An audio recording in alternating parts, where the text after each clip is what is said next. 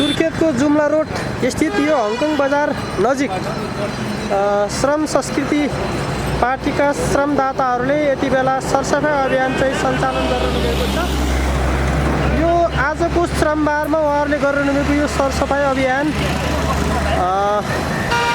विगतको एउटा निरन्तरता हो। यो उहाँहरूले सबैजसो श्रमबारका दिन उहाँहरूले श्रमबार भन्ने गर्नुहुन्छ, यो श्रमबारका दिन उहाँहरूले चाहिँ सरसफाइ अभियान निरन्तर सञ्चालन गर्दै आइरहनु भएको छ। वीरेन्द्र नगरपालिकालाई सुन्दर, सफा, हराभरा र एक हिसाबले भन्ने हो भने पर्यटकीय दृष्टिकोणले अत्यन्त सरसफाइयुक्त सहर बनाउनको निम्ति यो अभियान उहाँहरूले सञ्चालन गरिरहनु भएको छ।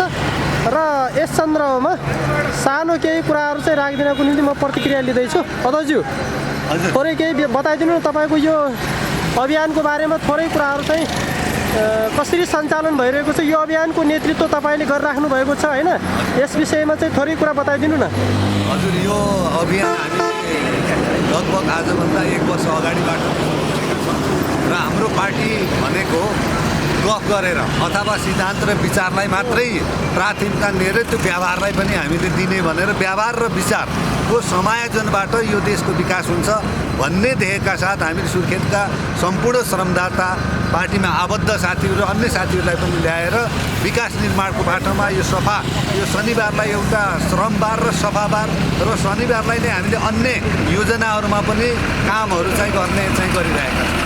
तपाईँको यो अभियान चाहिँ निरन्तर चल्छ होइन, आज मात्र त होइन नि? निरन्तर, यो शनिबार मात्रै होइन, अन्य बार पनि हामीले सुरु गर्ने भनेका छौँ। एउटा अब छिट्टै नै हाम्रो जिल्लाको बडीको बसेर एउटा राम्रो प्रोजेक्ट पनि छनौट गरेर त्यो मार्फत पनि हामीले विकासको आधारभूत तरिकाले अगाडि बढ्छौँ।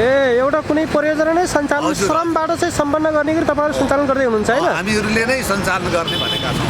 अनि यो अरू चाहिँ जो यो भिडियो हेर्दै हुनुहुन्छ उहाँ श्रोताहरूलाई तपाईँको केही भनाइ छ कि उहाँहरूको यो सहभागिताको विषयलाई लिएर आउनको निम्ति केही छ कि तपाईँको आह्वान केही छ कि यसो बताइदिनु न। हामी सम्पूर्ण नेपालीहरूलाई के आह्वान गर्छौँ भनेखेरि विकास भन्ने कुरोहरू हामीले आफैले नगरेसम्म यो देशको उन्नति हुँदैन।